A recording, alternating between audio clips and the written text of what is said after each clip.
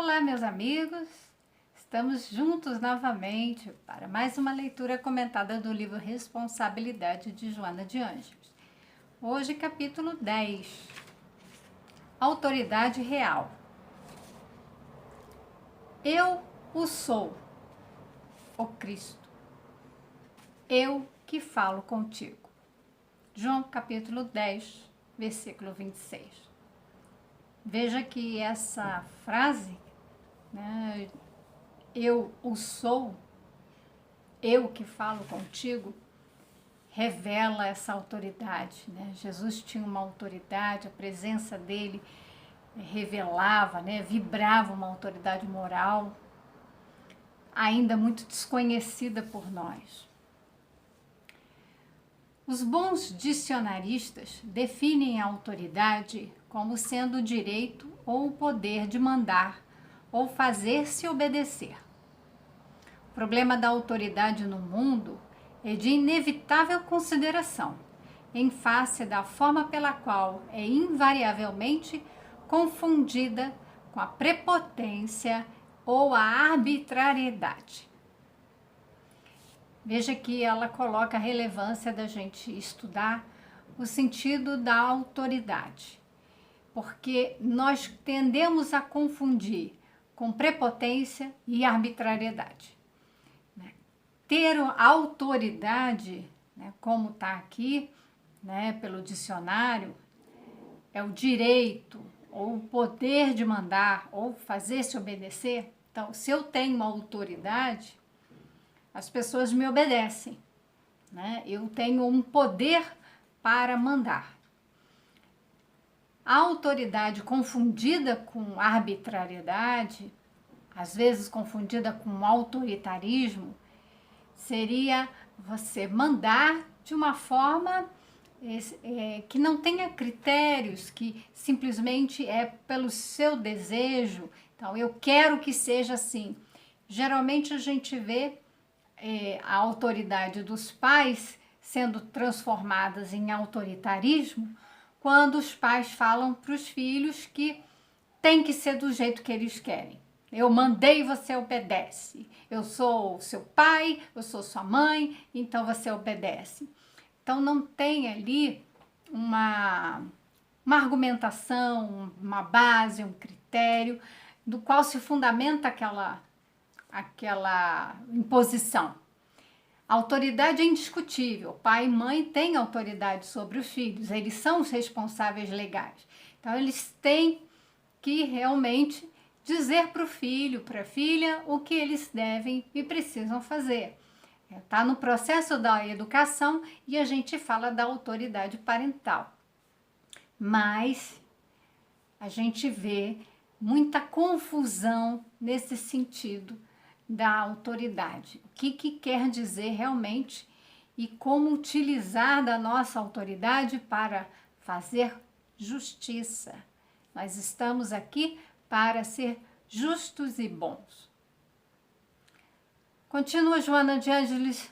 No século XVII, os filósofos racionalistas investiram contra o critério da autoridade escolástica tradicional, que conferia poderes injustificáveis a pessoas e entidades somente pelo impositivos dos seus arbítrios ancestrais.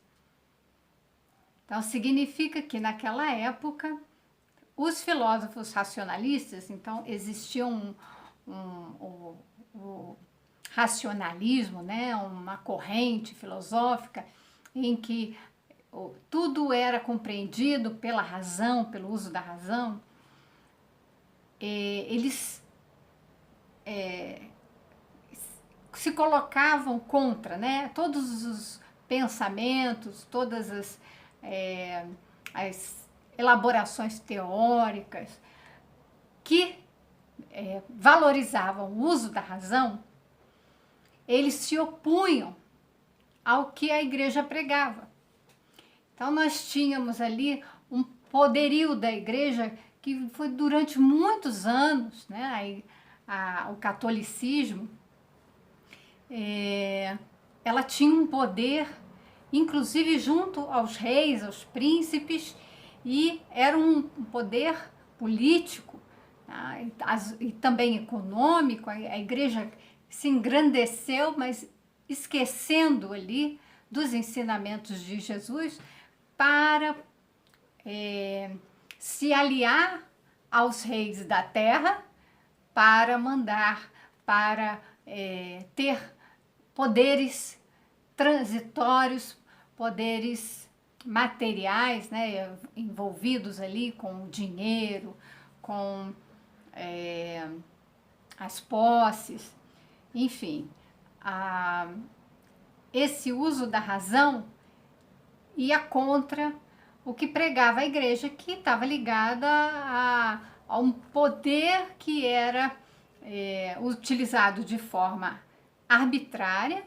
Então, eram pessoas que não tinham ali né, uma tradição, não tinha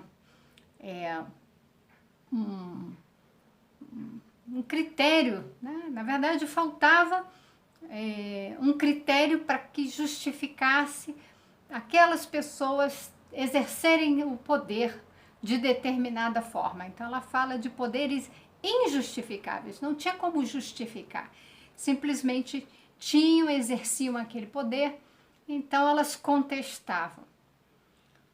O antigo direito divino dos reis, que se convertia em absolutismo e intolerância radical, sofreu igualmente significativa mudança, ensejando uma alteração profunda em relação ao comportamento dos governantes. Então, como a igreja estava ligada aos reis, né, esse poder era compartilhado, o rei muitas vezes fazia o que os seus sacerdotes orientavam, e fez com que a justificativa muitas vezes para que aquela pessoa fosse o rei e tivesse totais poderes, vinha de um discurso religioso. Ele era enviado por Deus para ser o rei, para comandar e exercer plenos poderes. Então, o poder absoluto do rei foi considerado, então, o absolutismo, e uma intolerância tamanha que o rei não governava para o seu povo, ele governava para si e para os seus ali. Tá? Nós podemos dizer que isso sofreu uma mudança, ela diz, tá? Que houve uma mudança, passou-se a deixar aí de ver o rei com esses poderes absolutos, né? A gente tem essas figuras de autoridade que não têm poderes absolutos, têm poderes relativos, eles têm que obedecer à legislação. Então, houve ali todo um questionamento desse exercício do poder, de uma autoridade que se transformava num autoritarismo, né? Fazendo com que houvesse uma mudança no comportamento dos governantes, como ela fala. Os governantes teriam que seguir por determinados critérios, eles não poderiam fazer simplesmente por suas vontades, né? Teriam leis para os regular também, né? A lei regula o exercício de todas as funções, regula as nossas vidas.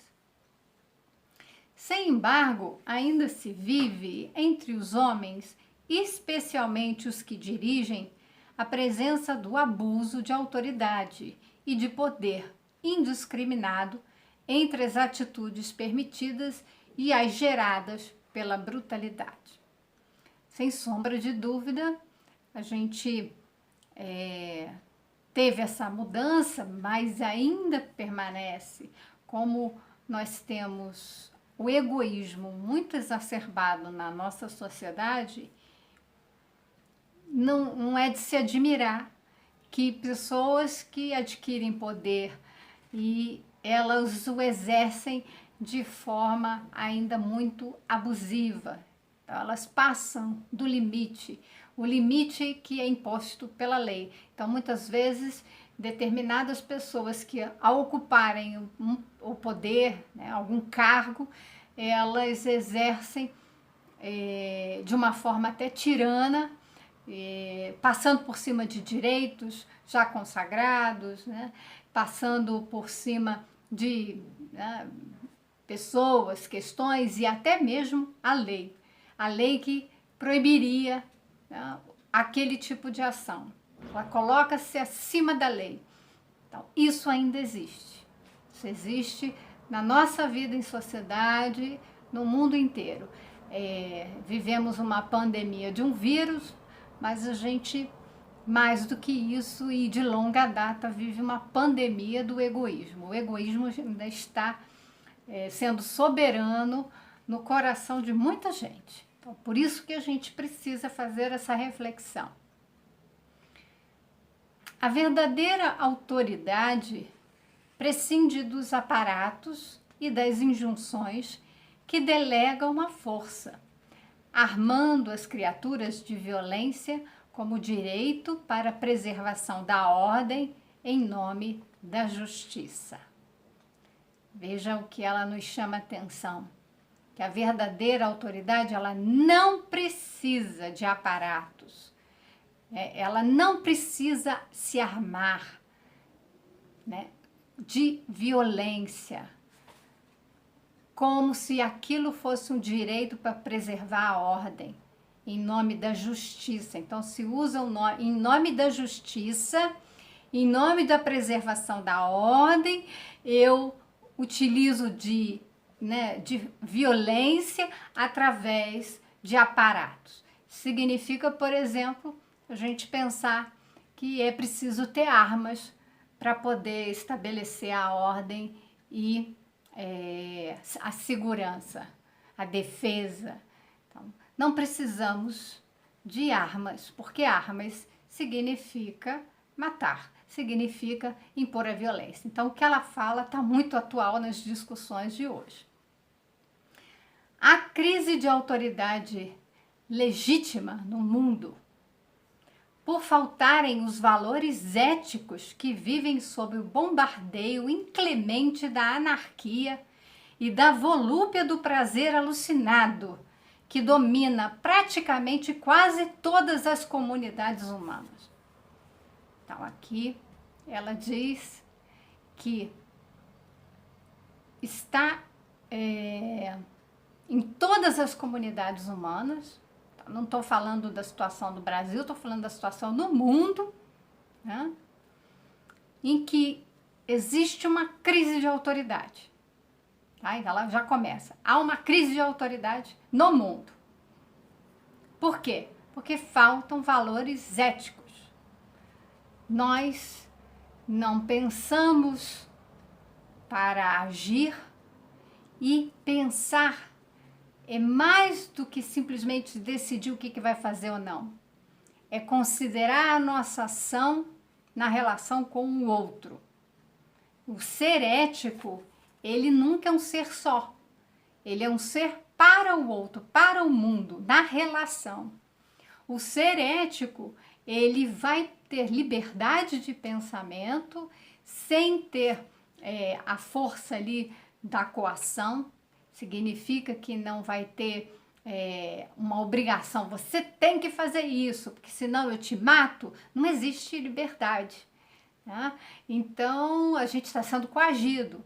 Se você não fizer isso, você vai preso, você vai ser morto, você vai ficar de castigo. A gente usa disso. Então, a visão é, para ser ético, eu tenho que refletir sobre todos os elementos, né, o contexto em que eu vivo, as pessoas que eu me relaciono, as consequências dos meus atos, e aí tomar uma decisão seguindo princípios e valores. Quais são os meus valores? É a justiça? É a bondade? Eu então tomo uma decisão e ajo dessa forma, me responsabilizando por todos os atos.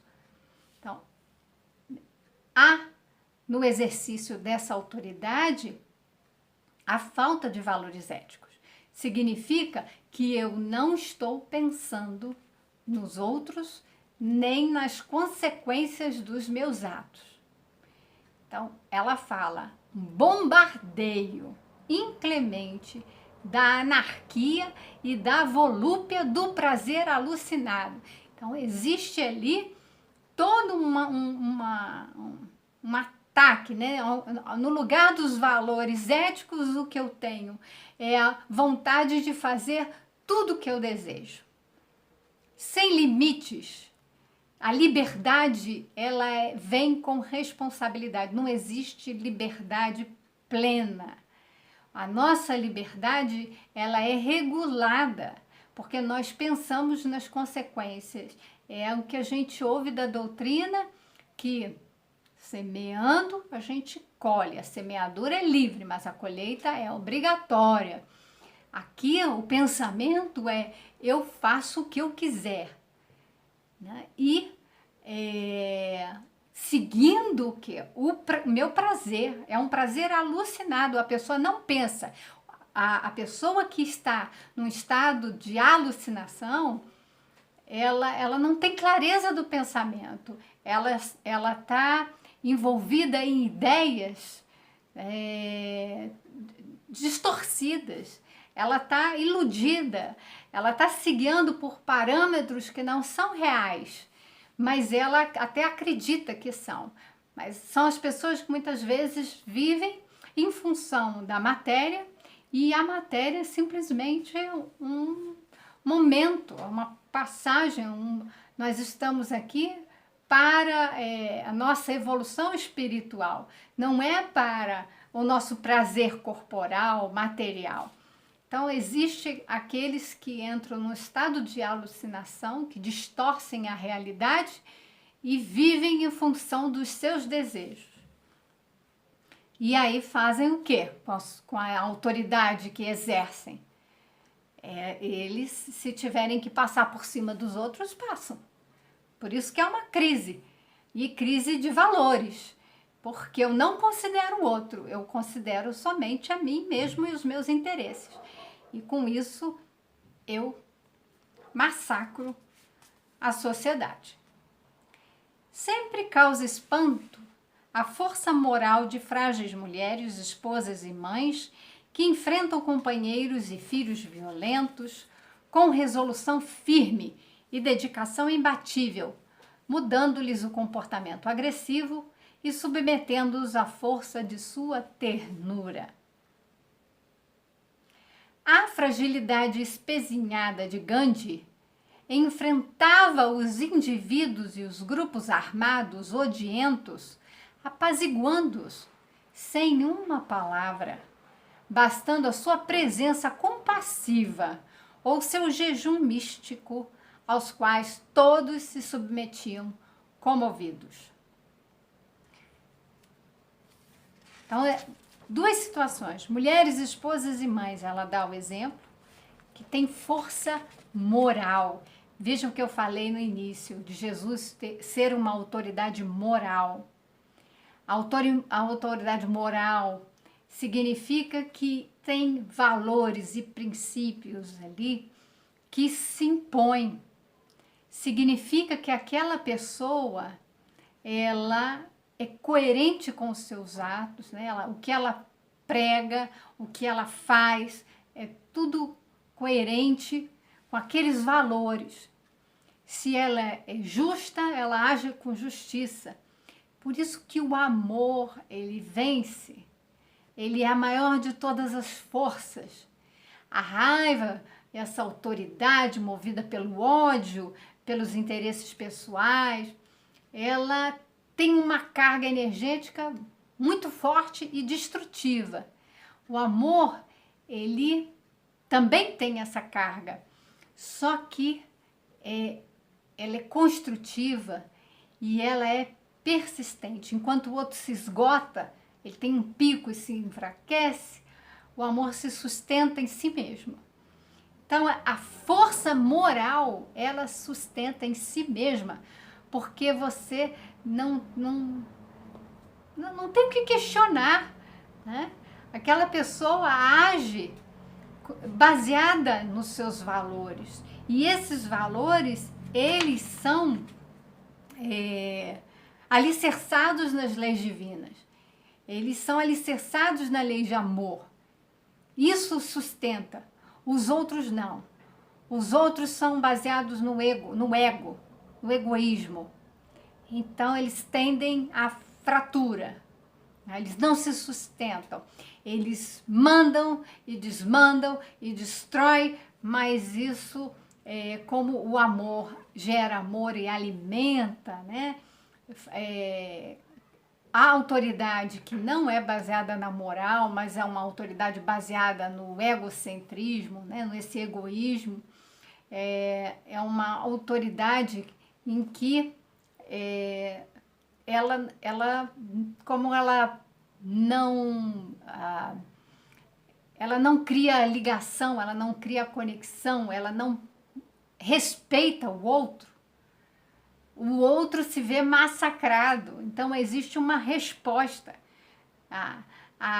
dessa intensidade, que é até muitas vezes querer destronar aquele que está exercendo essa autoridade que é arbitrária, que é uma autoridade que é brutal, que gera violência. Então, as pessoas que estão sendo violentadas, elas chegam num ponto que elas não aguentam, né? E elas querem a transformação disso. Homens e mulheres sem força física. Então, ela fala dessa fragilidade física do Gandhi, né? Que não é a força do físico. Não é uma força que se impõe pelas armas. É uma força que se impõe pela vibração da moral, do espírito. Então, que nós somos. Então, é a força desse ser espiritual que se impõe. E esse ser espiritual, ele não morre. Então, você pode matar o meu corpo, você pode... faltou a palavra.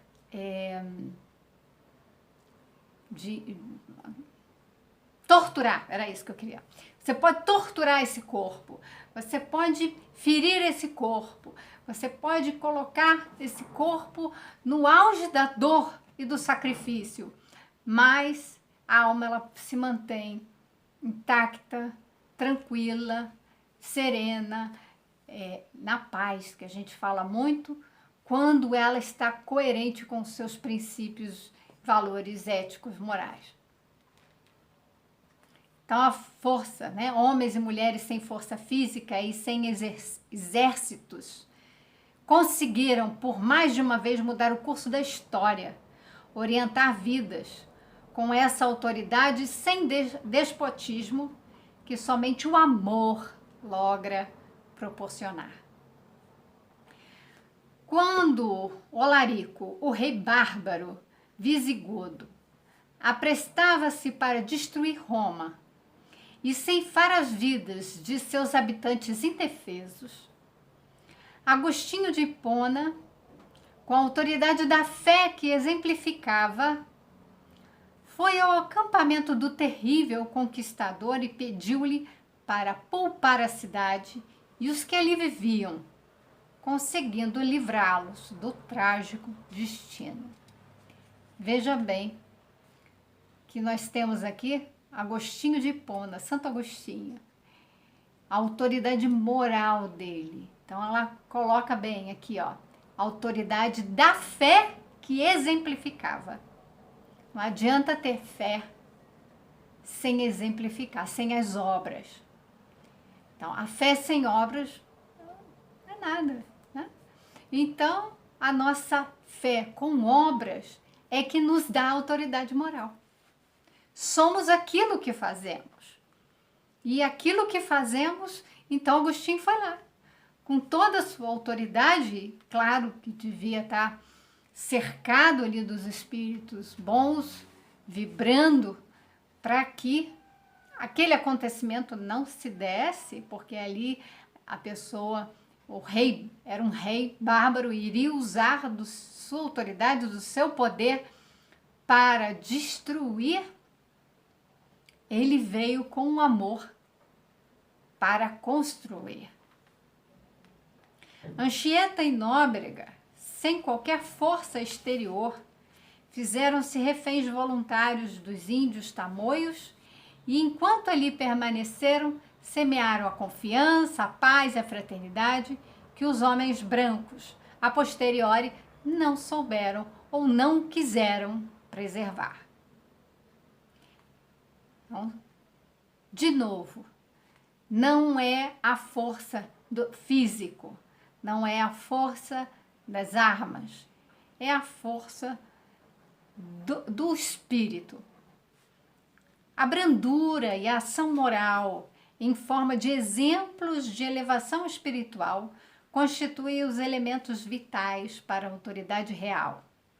Aqui não sofre decadência nem se conspurca ante as situações equívocas. Então, essa autoridade real não é de rei, é de realidade, é a autoridade verdadeira, é a autoridade, as outras não são. Essas outras de pessoas que se colocam no poder, ainda que sejam reis, ainda que tenham cargos, né, e ali governam, essas pessoas estão no poder transitório. Elas não chegaram ali por autoridade moral. E elas não se sustentam ali, muitas vezes, por essa autoridade moral. Como ela falou, é uma crise que está no mundo inteiro. São poucos aqueles líderes que exercem um poder conforme o que está prescrito na lei, respeitando direitos e fazendo com que haja o bem-estar de todos, então, visando a paz, a fraternidade. A autoridade não se faz considerar ou respeitar pelos elementos de que se cerca. Não poucas vezes traveste-se de temor com que apavora, jamais se fazendo aceita, até quando movimentos equivalentes da reação geral resolvem-se por expulsá-la dos ombros, usurpação de direitos que era na busca da liberdade verdadeira. Então, foi o que eu falei há pouco, de que chega um momento em que não dá. Essa autoridade, que ela impõe terror, impõe violência, ela massacra os seus, né, o povo, massacra os cidadãos, que ela provoca ali movimentos. Eu não quero ser desrespeitada, eu não quero ser violentada, eu não quero ser torturada, que foi aquela palavra que eu estava querendo lembrar. Ninguém quer passar por isso. Então a gente tem aqui uma vontade de movimentar para que essa imposição que vem a nos constranger ou nos oprimir, ela não ocorra, né? Que a gente combata ela e que o combate seja, né? Aqui fala de expulsá-la, né, dos ombros, né, para uma libertação. Então, que ela seja de forma pacífica, como fez Gandhi, né? Como muitas vezes nós fazemos com a nossa força moral. Diante do autoritário governante romano, que por sua vez era Fâmulo de Tibério, o poderoso imperador, quando aquele desejou impressionar Jesus, o Mestre, com a autoridade pura que a sua condição lhe dava, foi claro e peremptório, afirmando-lhe: A autoridade de que desfrutas não é tua. Foi-te concedida e poderá ser-te retirada, conforme ocorreu poucos anos depois. Então, Jesus deixou bem claro que todo cargo que a gente ocupa é um cargo de responsabilidade. É para fazermos algo, para sermos justos e bons. Agirmos com autoridade, mas baseado em valores éticos. Para sermos honestos, usarmos, né, desses valores para gerar benefícios para todos. E aí ele fala, a autoridade de que cada um de nós, em determinadas posições de poder, desfrutamos, ela não é tua. Não temos essa autoridade. Ela um dia cairá. Ela foi te concedida para fazer alguma coisa. Nós recebemos determinados cargos, somos eleitos para determinadas funções e assumimos o poder temporário para realizarmos determinadas tarefas. E esse mesmo poder que foi dado pode ser retirado. E vai ser retirado, porque nenhum ser humano encarnado fica nesse lugar de poder por toda a vida, né? Tem uma hora que, da forma que foi dado, vai ser retirado. Nem que seja com desencarne.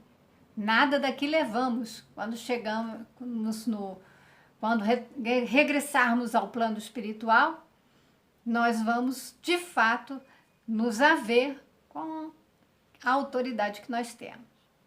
Nós vamos ver que de poder mesmo, só Deus. Nós teremos que nos render à autoridade moral de Jesus, à autoridade moral de tantos espíritos, amigos, e acima de tudo, o poder soberano está naquele que é o Criador de todas as coisas. Ele que é soberanamente justo e bom. É o nosso Pai. Recorre à autoridade de que estejas investido sem ferir a justiça no desempenho de teus deveres. Então, recebeu um cargo, tenha poder, exerça a sua tarefa, exerça o seu dever dentro dessa função, sem ferir a justiça. Convidado a funções que te delegam autoridade e ao seu uso, cuida de não tombar no insano autoritarismo, na prepotência. Recorda que só uma autoridade é soberana, aquela que procede do Pai, porque verdadeira. É a autoridade real, a autoridade verdadeira. Nas demais formas sob as quais se apresenta, deve centrar-se no amor e na vida exemplar, de modo a fazer-se real, que legitima as atitudes e não provoca as reações de violência. Então, nós temos que tomar muito cuidado. É uma grande prova para todos nós, qualquer função, qualquer cargo em que teremos que exercer a autoridade. Já começando com as figuras do pai e da mãe, que são autoridades parentais que devem cuidar, exercer os nossos deveres com justiça. Nós temos limites, alcances. Não podemos deixar que se extrapole e que aí eu massacre e deixa de haver justiça quando retira os direitos dos demais. Lembrando, então, novamente, que só o Pai detém a autoridade real e que é a Ele que devemos ter por parâmetro, fazer o que o Pai, nosso Criador, faria por nós, com a sua autoridade. Centrar no amor e ter uma vida exemplar, ou seja, a autoridade moral é exemplificar aquilo que nós pregamos em termos de valores éticos e morais. Há muito que se refletir aqui, pois vivemos num mundo em que estamos nessa transição. Estaremos diante desses exercícios aí de autoridade e autoritarismo, de barbárie e de amor e justiça. Nós teremos essas forças ainda se debatendo e para que se imponha mais adiante o amor, a justiça, a fraternidade. Então, precisamos nos concentrar no que nós estamos fazendo. É muito fácil julgar um outro, mas se não está no nosso poder transformar o outro, transformemos a nós mesmos. Tenham todos uma ótima reflexão. Espero que todos tenham um bom dia e até o nosso próximo encontro.